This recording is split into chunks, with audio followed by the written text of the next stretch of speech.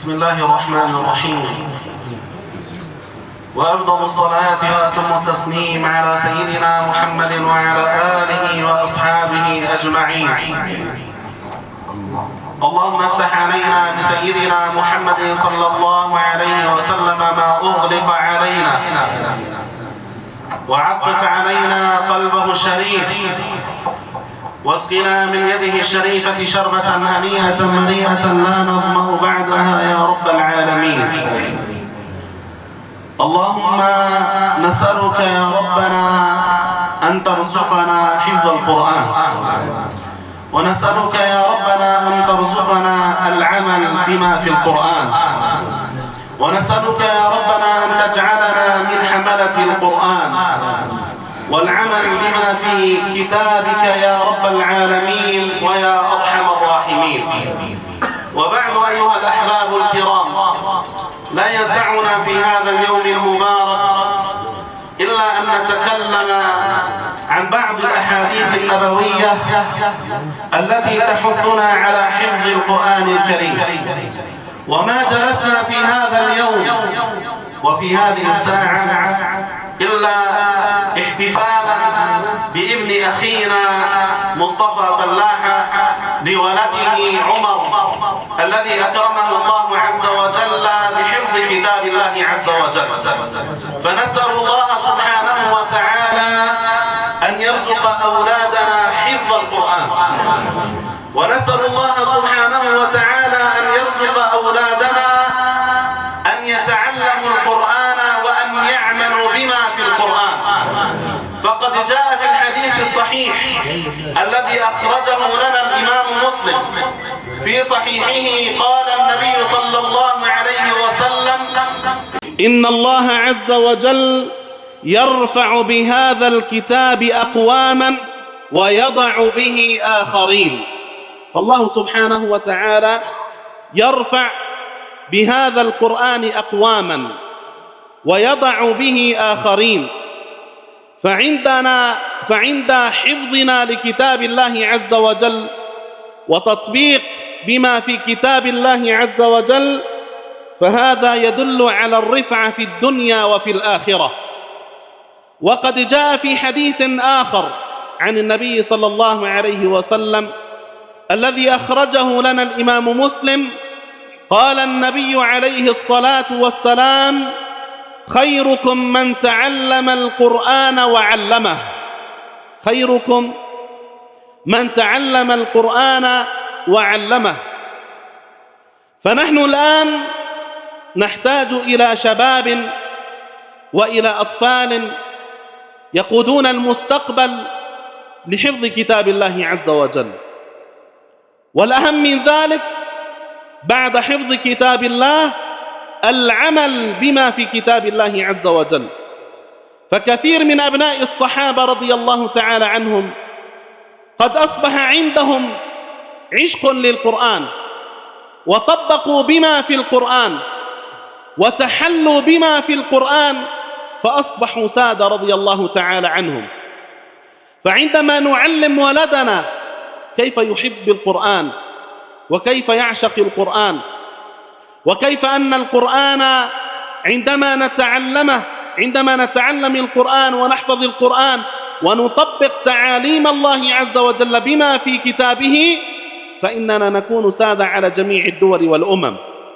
نحن بحاجة إلى أن نفهم أولادنا وجيل المستقبل أنه القرآن هو روحنا، القرآن هو حياتنا، القرآن هو وسيلتنا، القرآن هو عزنا، القرآن هو جاهنا، القرآن هو وسيلتنا، القرآن هو رفعتنا في الدنيا وفي الآخرة. ففي ذلك نستطيع أن نعتمد على جيل يقود هذا العالم ويقود هذه الأمة إلى عزها. فإن عز هذه الأمة بأن نتعلق ونتعلم ونستفيد ونرتل القرآن. فقد جاء في الحديث عن النبي صلى الله عليه وسلم في الحديث الصحيح أنه يقال لصاحب القرآن: اقرأ ورتل، اقرأ وارتقي ورتل كما كنت ترتل في الدنيا، فإن منزلتك عند آخر آية تتلوها. عند آخر آية تتلوها هذه هي منزلتك. فنحن بحاجة يا شباب المسلمين، ونحن بحاجة أيها السادة أن نكون لنا منزلة عند الله عز وجل. فمنزلتنا عند البشر لا قيمة لها، أما منزلتك عند الله عز وجل عندما تكون لك منزلة عند الله، الله عز وجل يرفع منزلتك في الدنيا وفي الآخرة. الله سبحانه وتعالى يعلو من شأنك، الله سبحانه وتعالى يرفعك وينفعك، الله سبحانه وتعالى يدلك على الصراط. ومن هنا قالوا علم ولدك القرآن والقرآن سيعلمه كل شيء. فعندما تعلم ولدك القرآن، القرآن سيعلمه كل شيء. أما عندما تعلم ولدك المباراة والمسلسلات والأفلام واليوتيوب وغير ذلك ويتعلم كله، فإنه على أي شيء سيدل؟ يدل على نقصان تعليمك لابنك. الولد يتعلم كل شيء. ليس الرجل رجل الدنيا وليس الرجل رجل الآخرة، إنما الرجل رجلهما، أي نحن نجمع بين الدنيا وبين الآخرة. ولذلك النبي صلى الله عليه وسلم في الحديث الذي أخرجه لنا الإمام البخاري رحمه الله في صحيحه قال عليه الصلاة والسلام: الماهر بالقرآن مع السفرة الكرام البررة، والذي يقرأ القرآن ويتتعتع فيه وهو عليه شاق فله أجران. حتى الذي يتتعتع في القرآن له أجران عند الله سبحانه وتعالى، لك أجر وأجران عند الله سبحانه وتعالى. ولذلك فإن القرآن هو تاج الوقار ورضا الوالدين، فإن القرآن هو تاج الوقار ورضا الوالدين. ولذلك علينا نحن أن نكرم أهل القرآن وأن نرفع من أهل حفظة القرآن. ولذلك جاء في الحديث الذي أخرجه لنا الإمام أبو داود في سننه قال عليه الصلاة والسلام: إن من إكرام الله عز وجل إكرام ذي الشيبة المسلم. الشيبة المسلم علينا أن نكرمه، وحامل القرآن غير الغالي فيه والجافي عنه، أيضا هذا من إكرام الله سبحانه وتعالى. ولذلك يا شبابنا، ونأمل من الله عز وجل أن يكون شبابنا الموجودين وغير الموجودين، ونتمنى من شباب المسلمين أجمع أن يكونوا كلهم من حفظة القرآن. ونسأل الله سبحانه وتعالى أن يرزق أولادنا وأولادكم حفظ القرآن والعمل بما في القرآن. فحافظ القرآن له منزلة عظيمة في الدنيا وفي الآخرة. يكفيه شرفاً أن منزلته عند آخر آية يقرأها. فعندما يقرأ أولادنا فإن القرآن نور في بيوتنا، القرآن نور في أعمالنا، القرآن نور في قلوبنا وأرواحنا. اللهم اجعلنا من الذين يستمعون القول فيتبعون أحسنه، والحمد لله رب العالمين.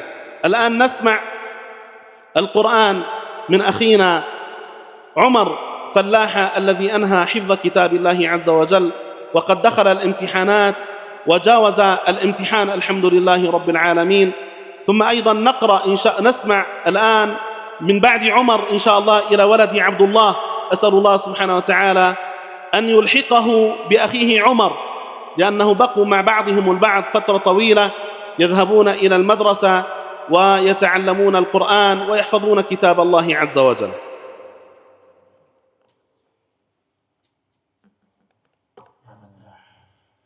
أعوذ بالله من الشيطان الرجيم. بسم الله الرحمن الرحيم. أفحسبتم أنما خلقناكم عبثا وأنكم إلينا لا ترجعون.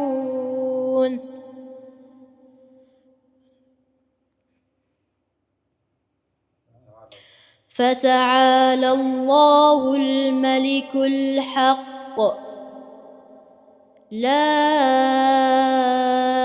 إله إلا هو رب العرش الكريم. ومن يدع مع الله إلها آخر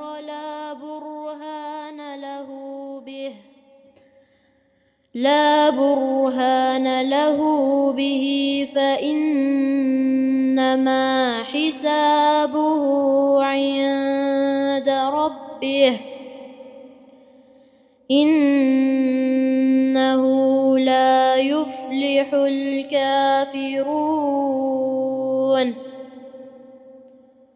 وقل رب اغفر وارحم وأنت خير الراحمين. صدق الله العظيم. بسم الله من الشيطان الرجيم. بسم الله الرحمن الرحيم. يا أيها الذين آمنوا اركعوا واسجدوا واعبدوا ربكم وافعلوا الخير لعلكم تفلحون. وجاهدوا في الله حق جهاده هو اجتباكم وما جعل عليكم في الدين من حرج ملة أبيكم إبراهيم هو سماؤكم المسلمين من قبل وفي هذا ليكون الرسول شاهدا عليكم وتكونوا شهداء على الناس. فأقيموا الصلاة وآتوا الزكاة واعتصموا بالله هو مولاكم فنعم المولى ونعم النصير. صدق الله العظيم. سبحان ربك رب العزة عما يصفون وسلام على المرسلين والحمد لله رب العالمين. يا رب جزاكم الله خيرا ونفع الله بكم. بسم الله ما شاء الله. نسأل الله سبحانه وتعالى أن يرزقهم العمل بما في كتاب الله عز وجل، إنه على ما يشاء قدير وبالإجابة جدير. وصلى الله وسلم وبارك على سيدنا محمد وعلى آله وصحبه والحمد لله رب العالمين. يا رحمن صلي على الساكن إبراهيم. يا رحمن صلي على الساكن إبراهيم.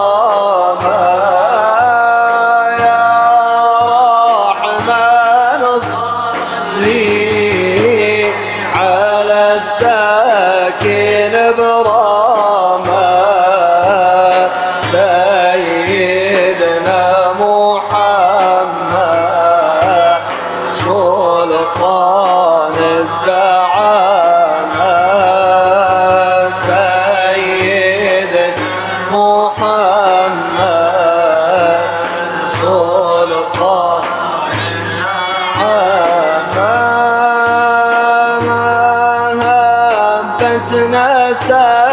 نسائي ما ناحت حمائم ما هبت نسائي ما ناحت حمائم ما هبت نسائي ما ناحت حمائم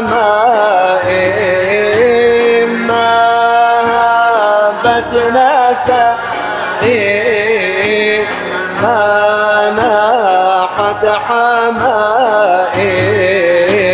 صلى الله دايم على الساكن إبراهيم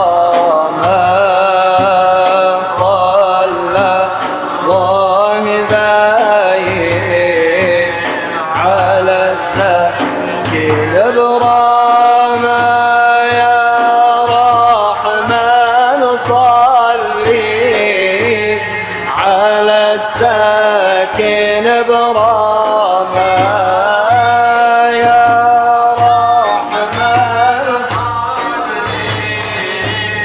على الساكن براما سيدنا محمد سلطان الزعامة سيدنا محمد سلطان الزعامة سياح بهواكم صدح بغلاكم سياح بهواكم صدح بغلاكم سياح بهواكم صدح بغلاكم سياح بهواكم صدح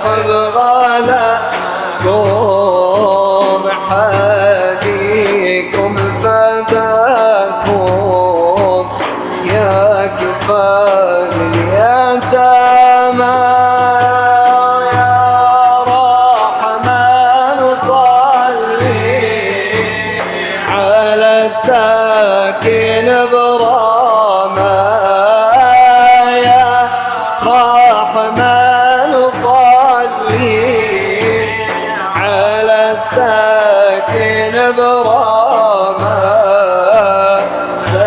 سيدنا محمد سلطان الزعامة سيدنا محمد سلطان الزعامة عليكم تذرف العين رغم كل المحبين عليك بتذرف العين رغم كل المحبين عينهم المطاعين من رمية سهامة ويا رحمن صلي على الساكن براما يا رحمن صلي على الساكن براما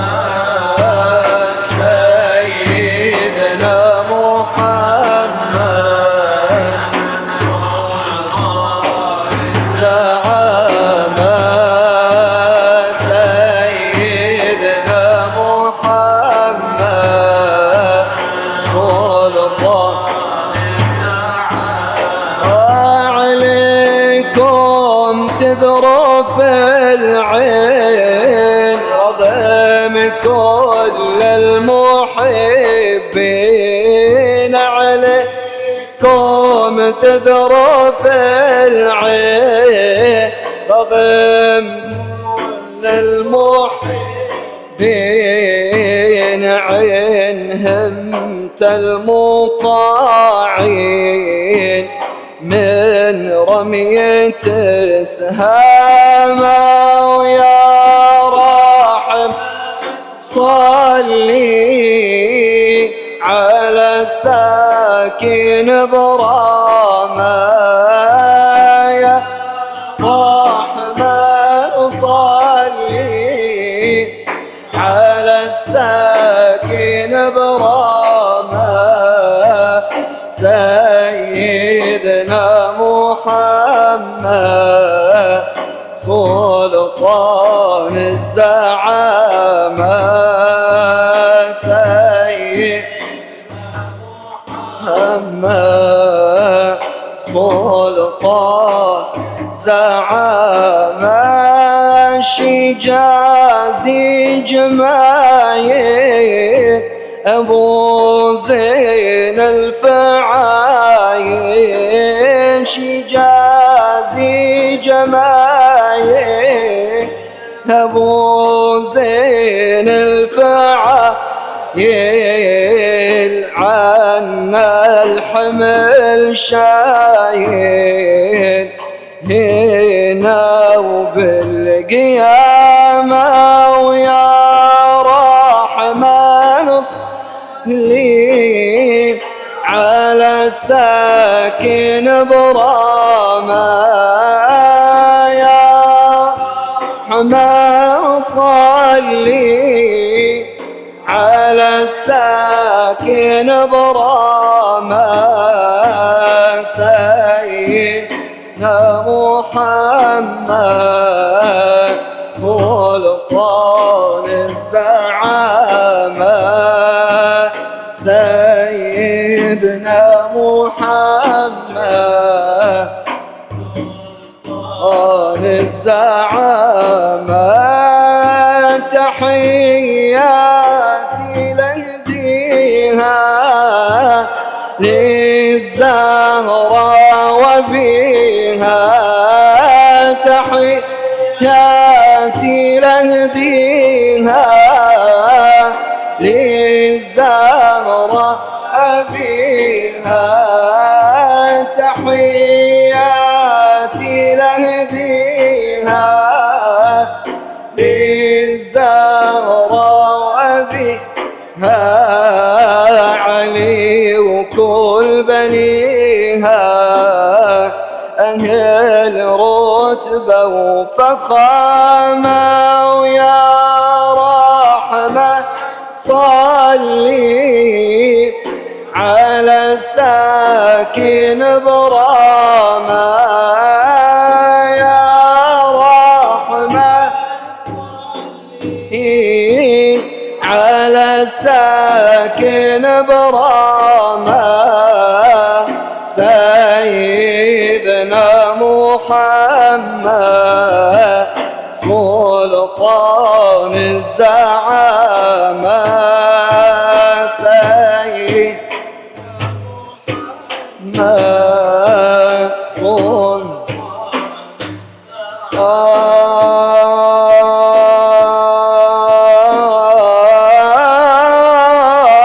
سلطان إذا كنت في باب النبي إذا كنت في باب النبي فلا تخاف وإن عارضتك الجن يا خل والإنس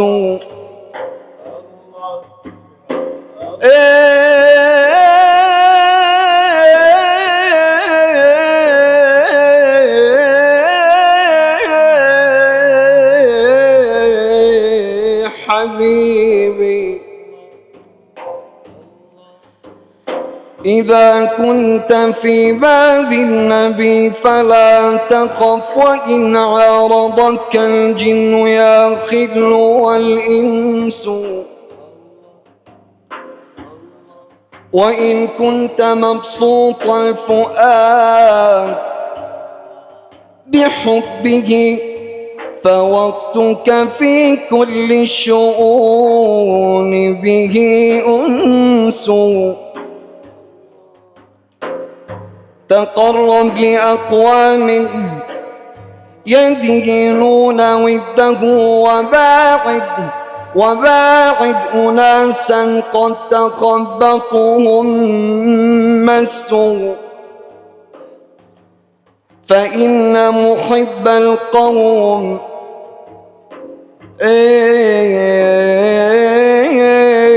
حبيبي فإن محب القوم يأوي لأهله بلا ريبة والجنس يعرفه الجنس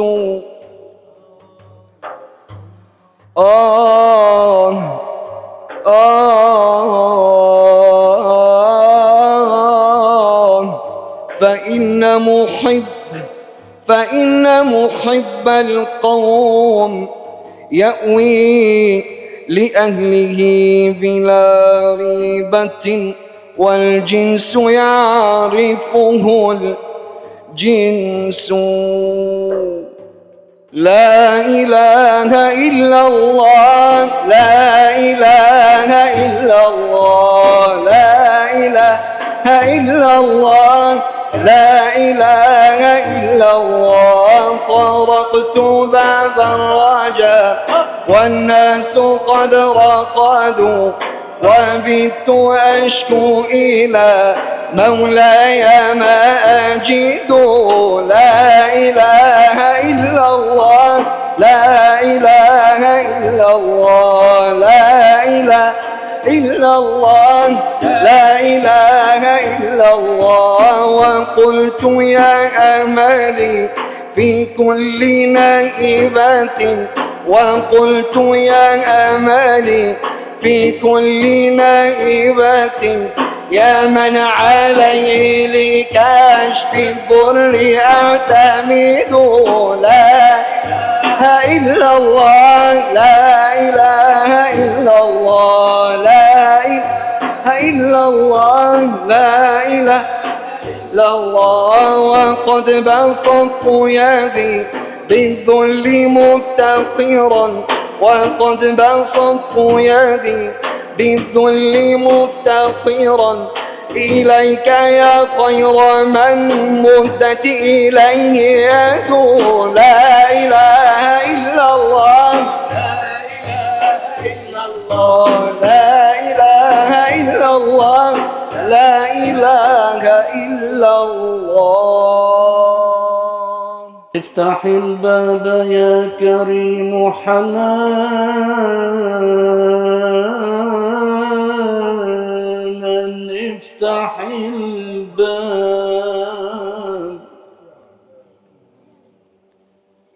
يا كريم حنانا،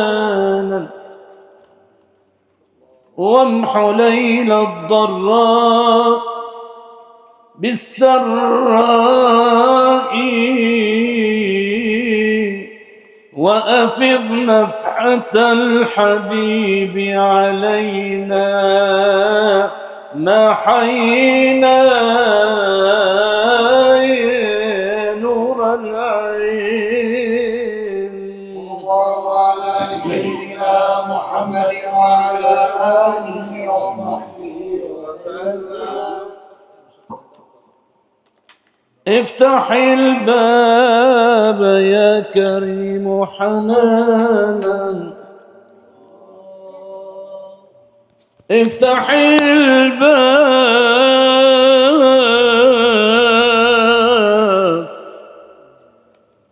يا كريم حنانا، وامح ليل الضراء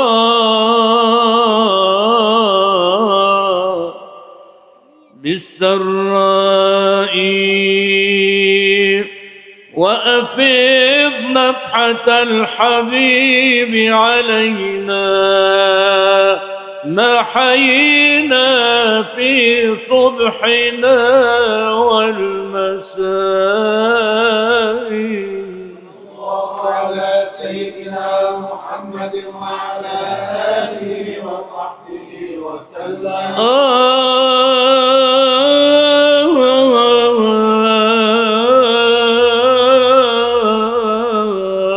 قد قرأنا منشورا إنا فتحنا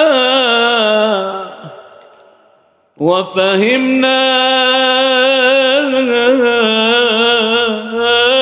حقيقة الإيمان.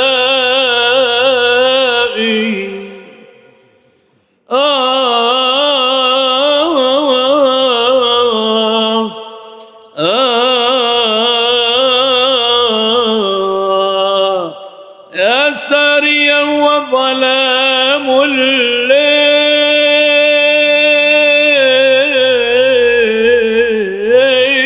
معتكر،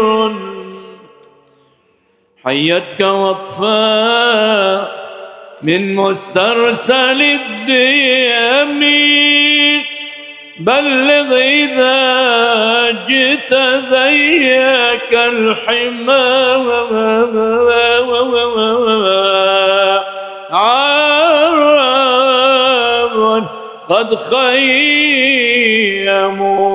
بين سفح البان والعلم. على سيدنا محمد وعلى آله وصحبه وسلم. وقل أسير هواكم يا لطه يا روحي، وقل أسير هواكم شفه ظمأ من حوض أنعمكم، من حوض أنعمكم، من حوض أنعمكم يا يا يا يا يا يا جيرة العالمين. الله على سيدنا محمد وعلى آله وصحبه وسلم. قل أسير هواكم شفه ظمأ من حوض أنعمكم يا جيرة العالمين. فما التزمت قوافي الشعر أمدحكم إلا لأدعى لكم من جملة الخدم. يا رب بالمصطفى بلغ مقاصدنا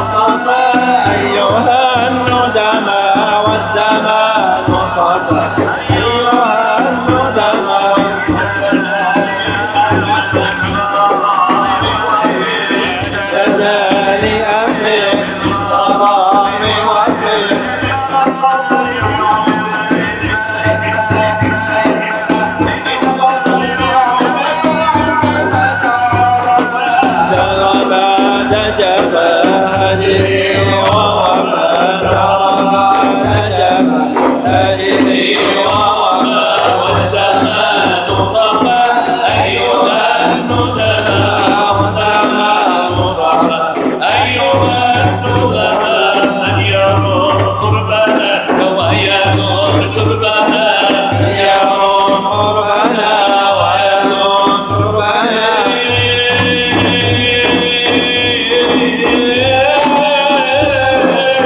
يروم قربنا وينور شربنا ويخاف ربنا فله جنة بعد جفا هجري ووفى نار بعد جفا هجري ووفى وزمان صبا أيها الندماء وزمان صبا أيها الندماء مدد يا صاحب الإمداد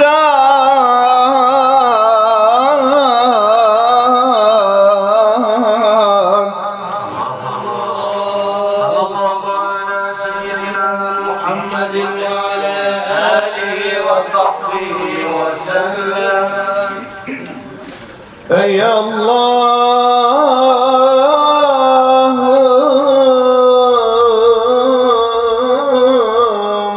beni senden ayırma Allah'ım Allah'ım يا سلام يا سلام ey Allah'ım beni senden ayırma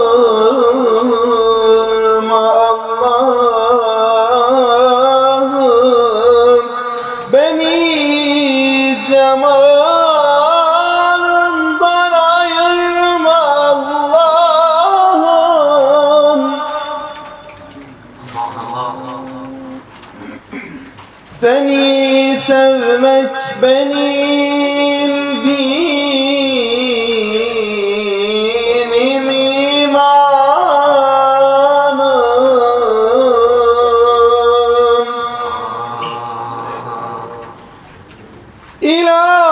İlahi din imandan ayırma ayırma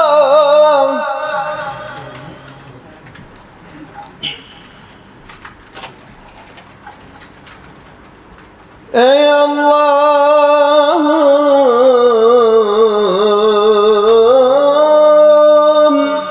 beni senden ayırma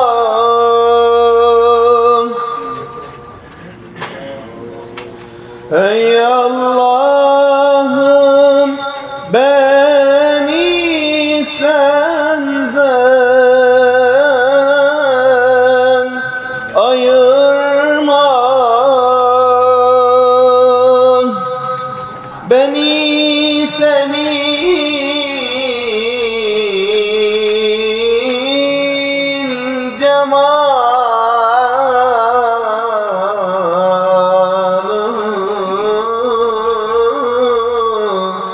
cemalından ayırma seni sevmek benim dinim imanım beni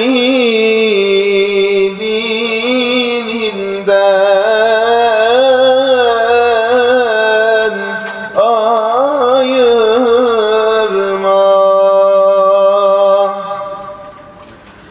ey benim sultanım özüm hicranım çok gülmez yüzüm Yakup oldum ağlar gözüm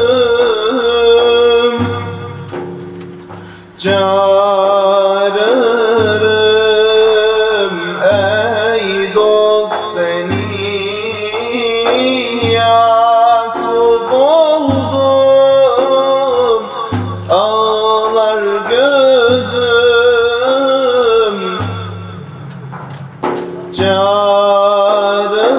çağırırım ey dost seni. Şimdi cisminden cudayım,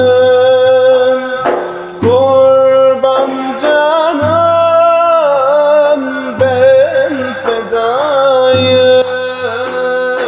Yusuf gibi boyutayım,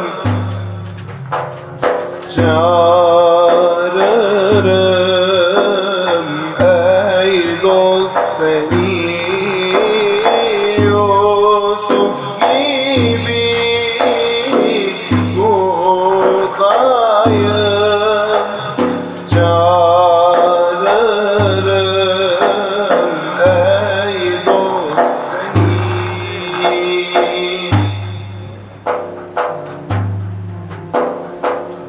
ما رأت عين وليس ترى الله مثل طه في الورى بشرا. ما رأت عين وليس ترى مثل طه في الورى بشرا خير من فوق السماء سرى. كثير الأخلاق والشيم يا إمام الرسل يا سندي باب الله ومعتمدي وبدنياي وآخرتي. الله يا رسول الله خذ بيدي ابن عبد الله يا أمني. يا ملاذ الخائفين وجهي نظرة يا أشرف الرسل. في ظل الخلل حلني عقدي يا ابن الرسل يا زمني. أنت باب الله ومعتمدي وبدنياي وآخرتي. يا رسول الله خذ بيدي يا ربي بهم وبآلهم. عجل بالنصر وبالفرج يا ربي بهم وبآلهم. عجل بالنصر وبالفرج الجنة أودت بالمهج يا ربي فعجل بالفرج. الجنة أودت بالمهج يا ربي فعجل بالفرج. ربي بطه لا تخيب، ربي بطه لا تخيب يسري دوايا من رسالة عملي يدرى بمنام العفو لنا يدرى بمنام النصر لنا يدرى بمنام الفتح لنا على ختام أشرف المرسلين الفاتحة. أعوذ بالله من الشيطان الرجيم. بسم الله الرحمن الرحيم وعباد الرحمن الذين يمشون على الأرض هونا وإذا خاطبهم الجاهلون قالوا سلاما والذين يبيتون لربهم سجدا وقياما والذين يقولون ربنا اصرف عنا عذاب جهنم إن عذابها كان غراما إنها ساءت مستقرا ومقاما والذين إذا أنفقوا لم يسرفوا ولم يقتروا وكان بين ذلك قواما والذين لا يدعون مع الله إلها آخر ولا يقتلون النفس التي حرم الله إلا بالحق ولا يزنون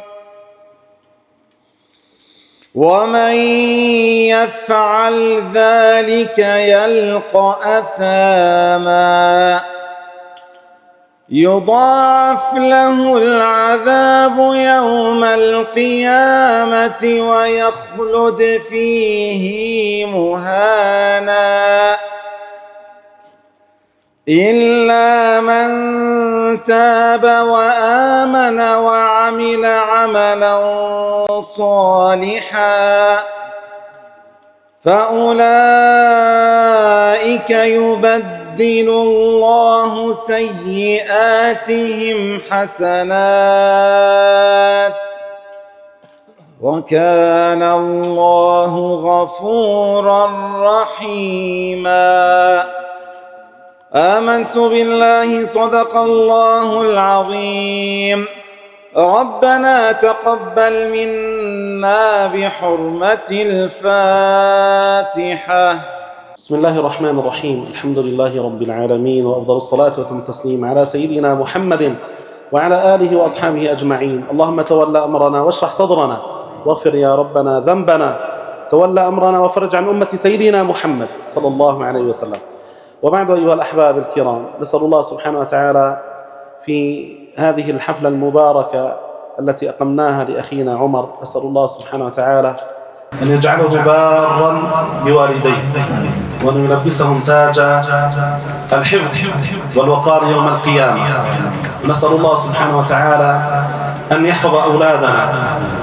وأن يجعلهم من حفظة كتاب الله عز وجل أيها الأحباب الكرام القرآن مفتاح المجد مفتاح المجد إذا بدأت به بحفظك لكتاب الله عز وجل القرآن هو أكبر مشروع في حياتك بحفظ القرآن القرآن هو كنز هذه الأمة المكنون الذي يغفل عنه كثير من أبناء هذه الأمة القرآن لا تقل الطريق طويل ابدأ بحرف ولا تقول أن الطريق طويل القرآن يكفيك فخرا ومنزلة أنك من أهل الله أهل القرآن هم أهل الله وخاصته حفظك لكتاب الله قراءتك ومداومتك على القرآن أنت من أهل الله لا يشترط الحفظ فقط مدارستك للقرآن وقراءتك للقرآن أنت من أهل الله سيدنا عثمان رضي الله تعالى عنه